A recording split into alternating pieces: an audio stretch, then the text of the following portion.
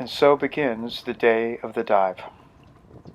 I motor on down. I put my two tanks, my backup tank, which is a small tank, and a major tank to give me air while I'm diving. This island is very, very remote, very small. This is where the mail boat comes in. And we go past the open ocean where what I call the frontier, way out, where the dark blue is, where the deep water is. We're going to pass the only gas station now in the community, and what once was the only store in this region, a small little store. To my left is a generator house. Now we have power on the island. We motor down to the marina, which took about a whole summer to dig out with two caterpillars that came from Nassau. So they now have a marina. And here's the boat.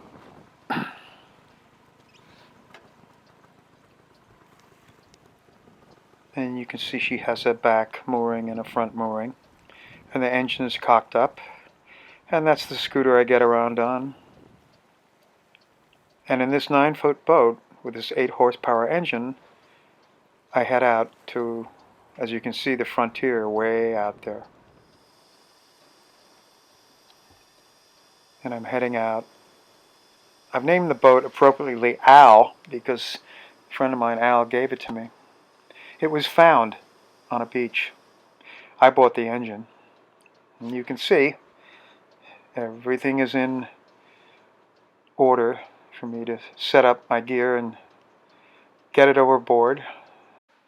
And there's my gear overboard waiting for me to get into it and head down. But first, there I am, and we're going to pan over to the island. And you can see just how far I am out. I have a 100-foot draft anchor line out, hooked to the sand, and I'm about to get overboard and get in my gear and grab my camera and head down the anchor line. And here's me in the water shooting back at the boat. And the most important thing is to make sure the boat is secure. And we'll see that we head down the anchor line. The most important thing is, as you get down the anchor line, and there I am, is that the anchor is connected securely to the sand. And the draft, which is 100 feet, maybe a little less, I'm not sure. I've hooked it to the boat, but there it is, and the anchor's wrong. So we've got to fix the anchor. We've got to put it in sand properly. I've given you this example to show you that sometimes the anchor doesn't land correctly.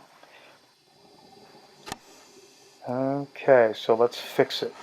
Put the camera in the sand and let me get over and lift it properly, and then we'll show you an example of how the anchor is supposed to look in the sand. Secure. We're going to pan back to the boat up 90 or 100 feet securely and head out on the dive.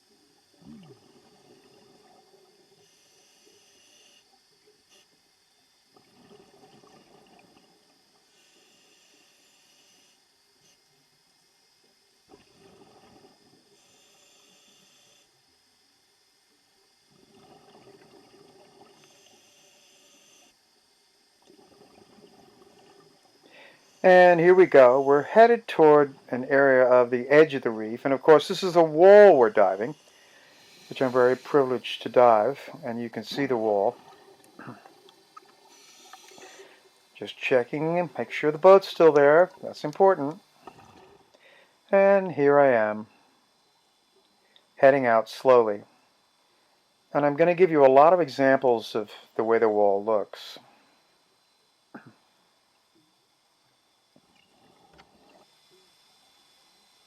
Some of the amazing sponge corals and various different types of corals I'm going to show you here. In my years of diving on this island, I documented a lot of beautiful images of these great corals.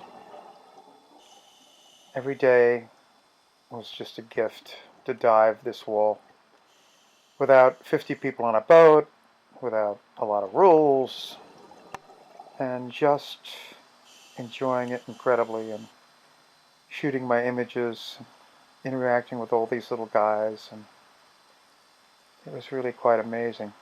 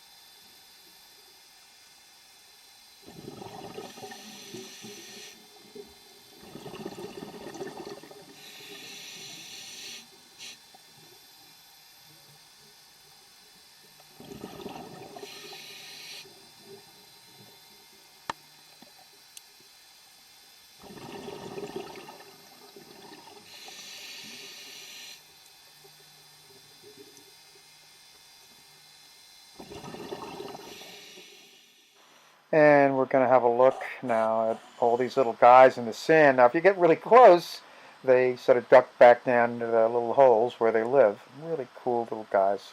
I'd see them every dive on the sand. And you can see them when you dive this area of the reef where the sand is. Really cool.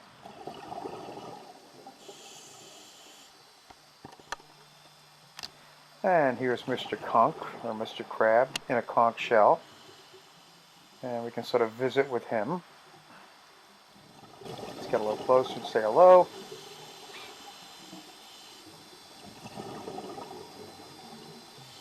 And he dives down for protection. We're going to say hello.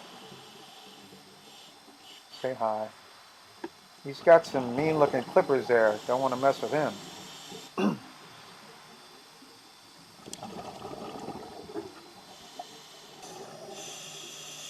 And here's all these critters that some people on the earth want to come and eat them and deplete them. not a great thing, but here I visit with one. It's really cool little critter.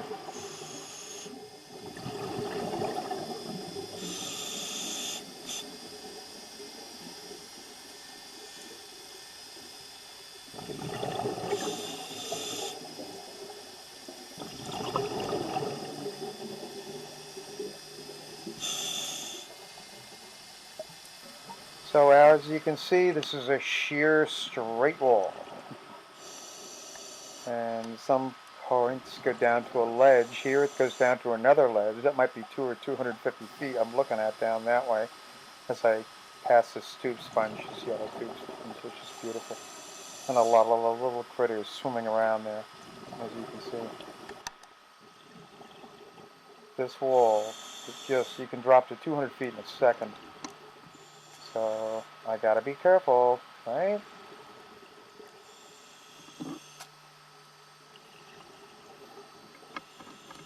It's like you're on the top of a mountain looking down. And more or less, that's exactly what we are.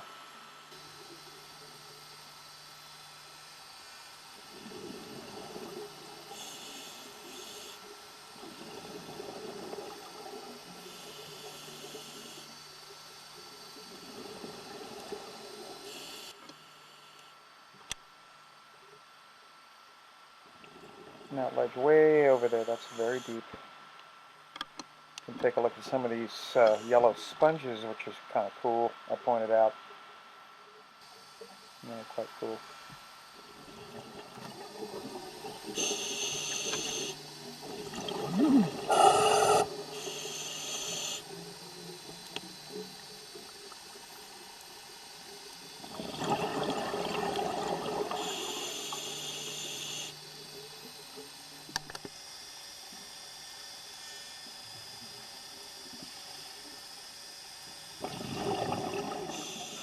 So now we're going to get into a lot of the corals structure here on the reef.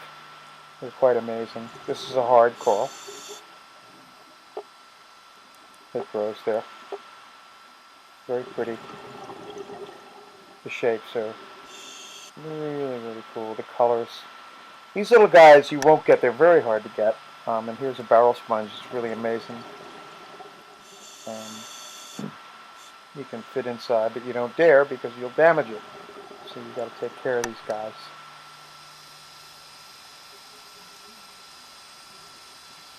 The little guys, the hard corals again.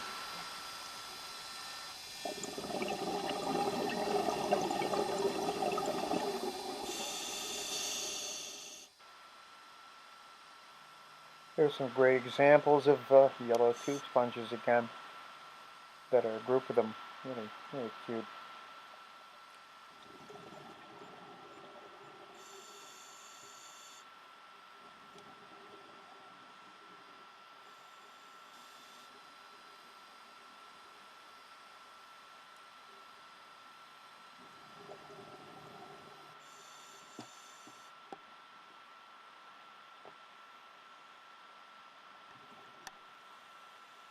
And here are some great purple colors of these tube sponges that I found. These guys were like kick butt. The color and the shape and the yellows and the purples and the blues are just kick butt.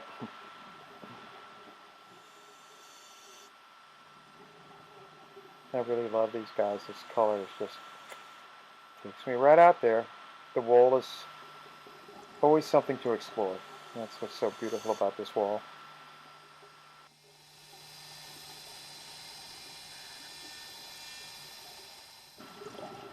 And now I'm going to introduce you to my friend Charlie. He's a 6-foot green moray eel. And we have a visit once in a while. And say hello. He's a cutie. To just be with these critters is so special. And to see them get access to images like this is very special. Hi, Charlie. I don't feed him. I just visit with him, and then he goes back. The visit's over soon, and he goes back to his little area where he lives.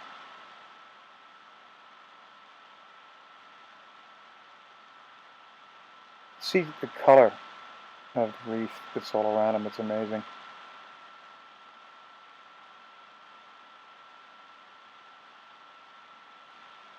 But mind you, if you get careless, you'll take a thumb off. So be aware of that.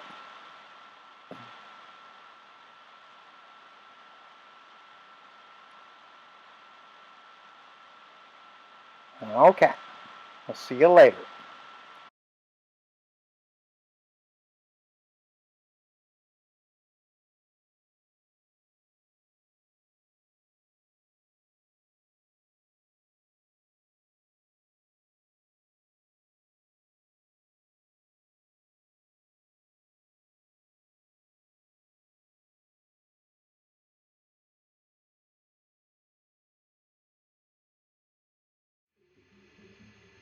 Here are some images of these guys that sort of hang around me. They're great, great critters. And they're always around.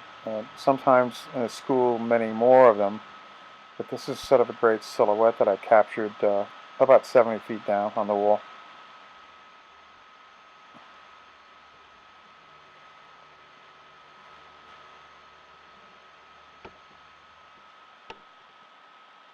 Ah, here's this guy. Hard to get too. And I've, slowed him down so we can have a good look at him, his color and everything. His two black stripes are just color arrangement on this critter is really nice.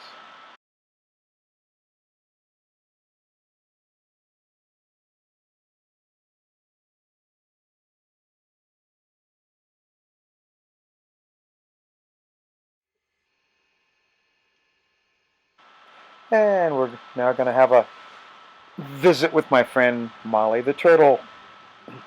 I see her on the reef quite often, and she comes out and she's curious.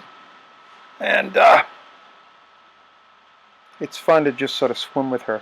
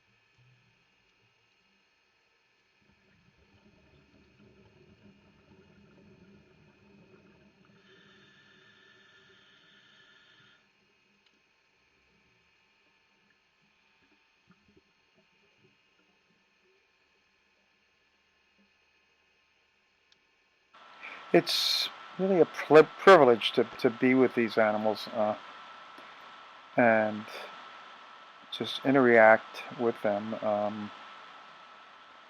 Being alone and just being one with this incredible universe that's on this wall.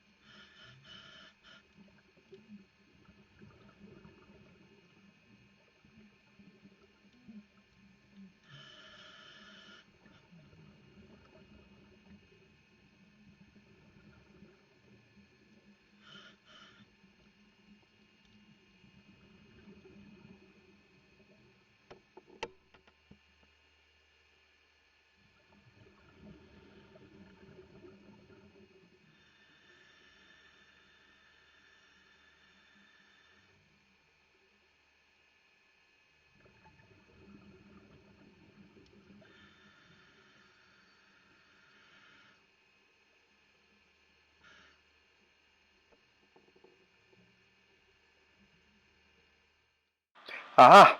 Two of our friends here, crawfish. No, I'm not going to eat you. Just want to say hello. Their color combinations too, and their structure is just special. I know, lots of people want to eat you, not me. Just want to have a little visit and say hello.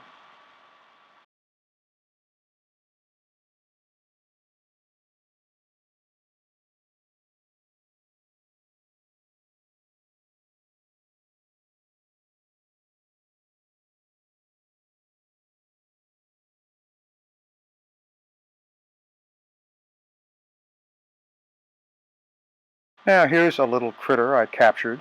We're going to spend a little time with him. He's trying to play hide and seek with this fern, and he is really, really special.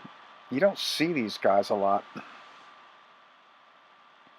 but I was privileged on this one day to sort of hang out with him and film him. Cute, isn't he?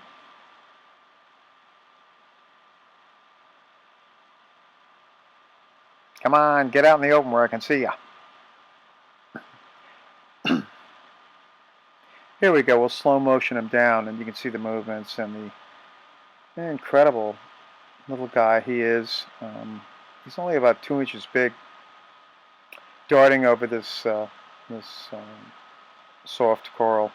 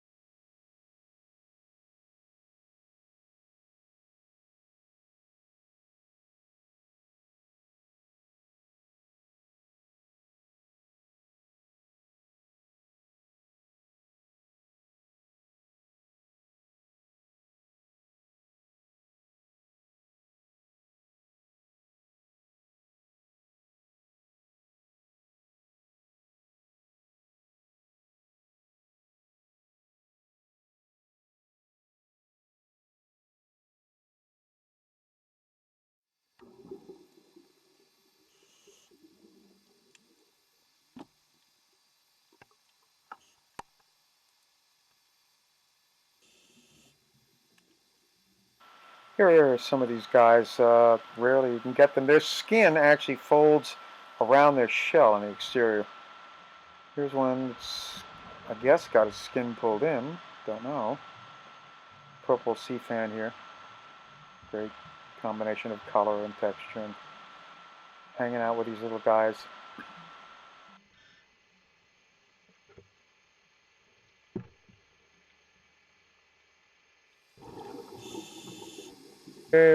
Here's a little shrimp here.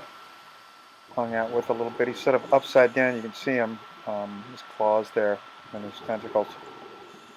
Really great little interaction with this guy.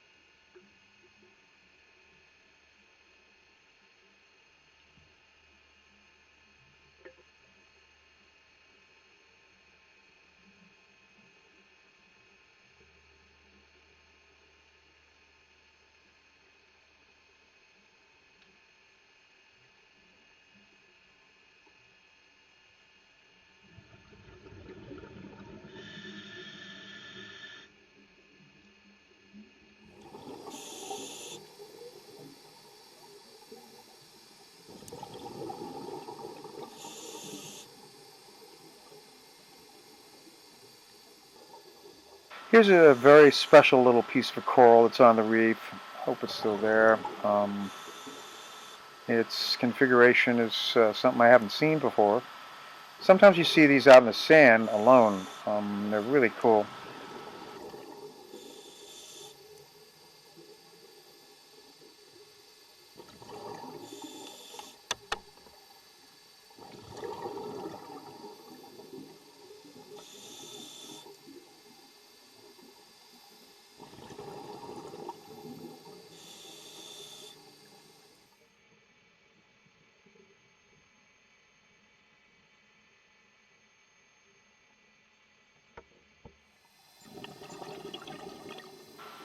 So we'll take a little glide over these sponges, these big barrel guys.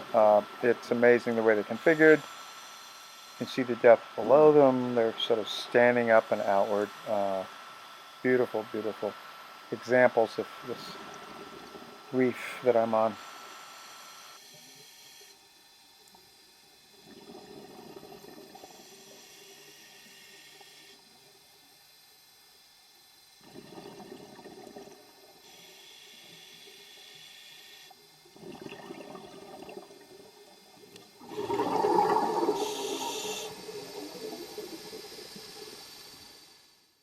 Now we'll have a look at some of the colors, the tubes, the softs, the hard corals, the various colors. This purple's pretty cool. And we have an orange.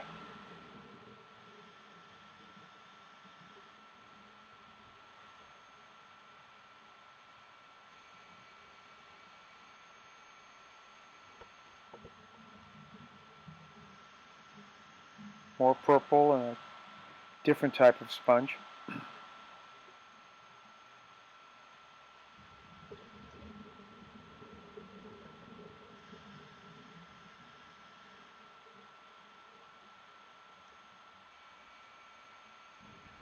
Another yellow and purple mixture of a sponge.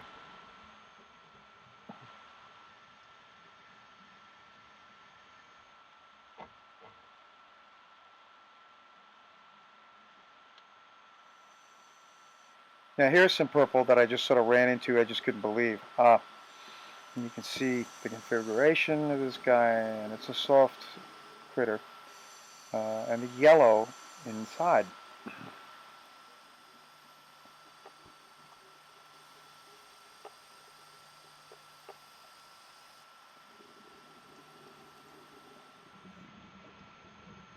Again, more barrel sponges that are quite amazing. Tall, as tall as me.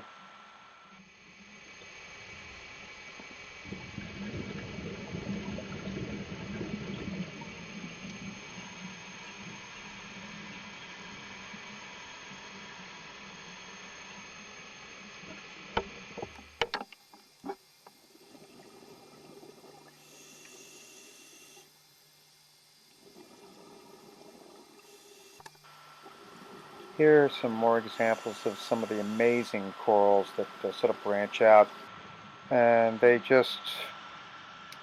seem to grow in clumps, and they're about 70, 80, 90 feet down. They're really magnificent.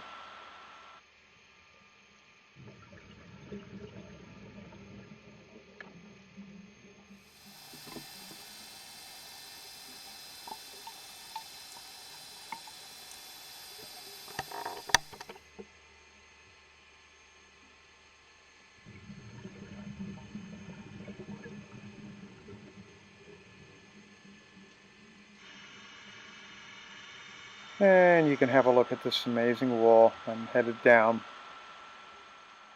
and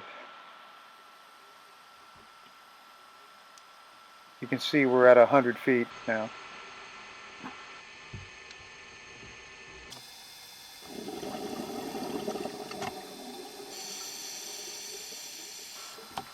See the edge of the wall there.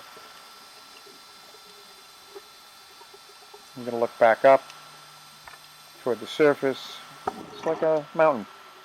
It really is a mountain.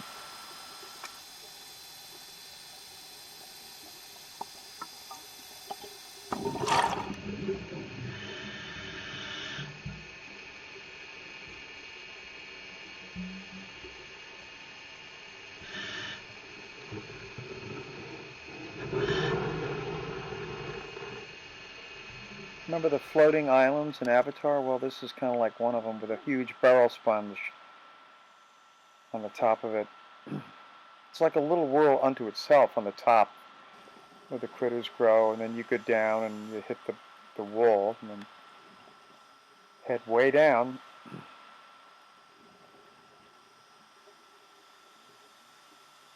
This critter is bigger than 2 people. It's beautiful.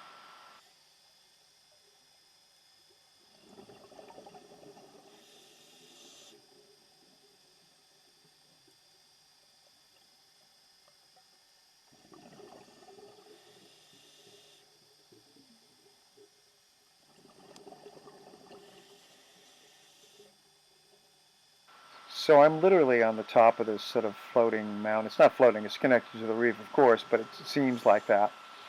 And you're just gliding over this stuff and you can't believe it.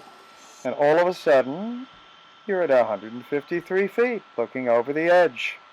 Yikes.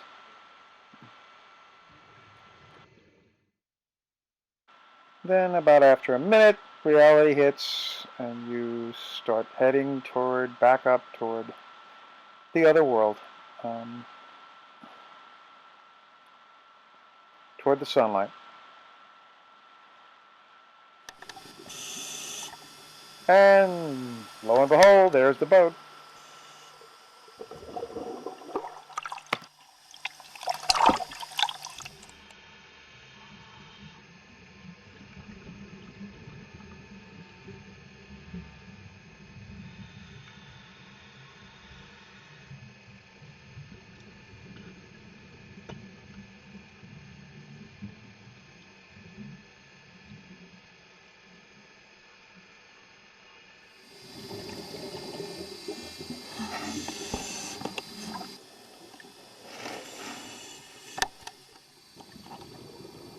Here's an example I want to show you of where I buoyed the reef. It was a dead part of the reef, and these ropes were found on the north shore of the island, and it's one of my dive buddies. Occasionally, that I'd get yachts come in and they want to dive, and so I said, "Hey, let's go. I'll show you the wall."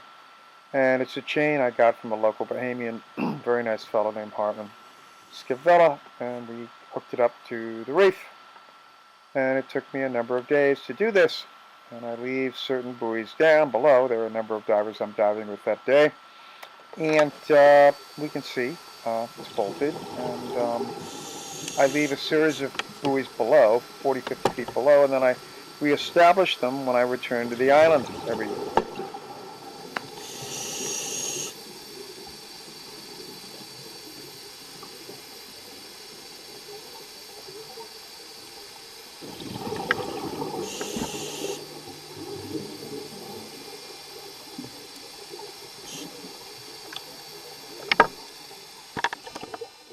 And here's old Robbie cleaning the bottom of his boat. This is a constant maintenance on boats down there. You really have to maintain things and make sure things work and clean things and do all that sort of stuff. You take a break when the boat's set up moored, you can do that.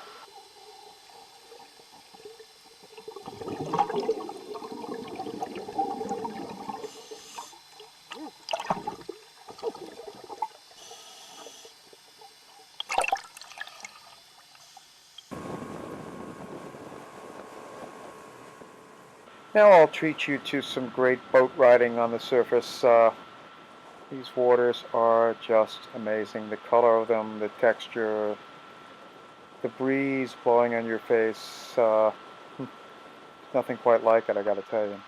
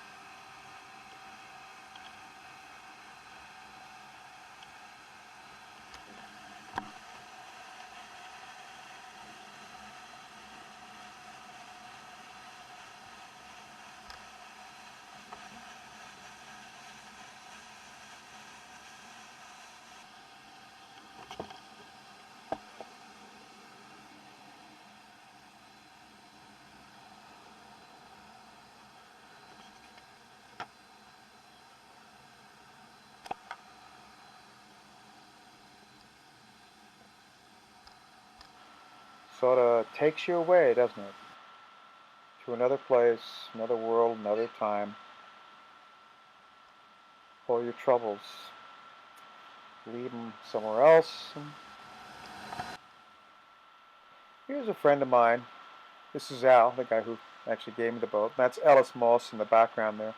We're just going to cruise along the beach between this little community of Lamrail and the inn, and you can see some locals riding the beach with a little scooter. And they're all private homes between the village and the inn, owned by Canadians and Americans.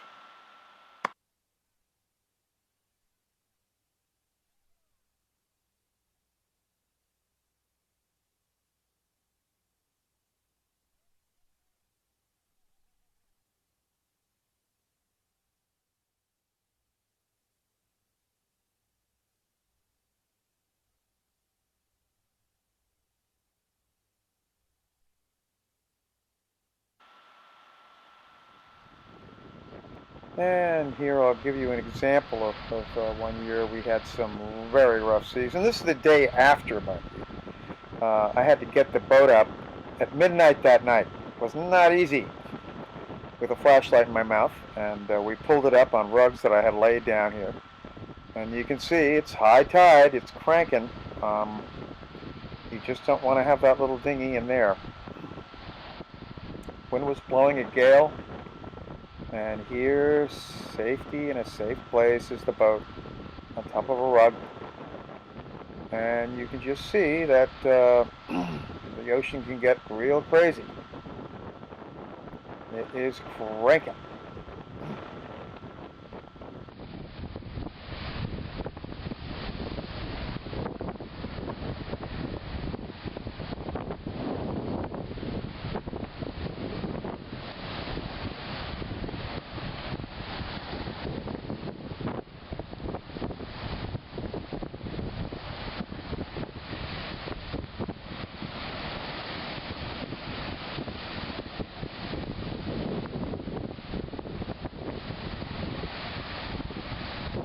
So in comparison, this storm's sort of mild.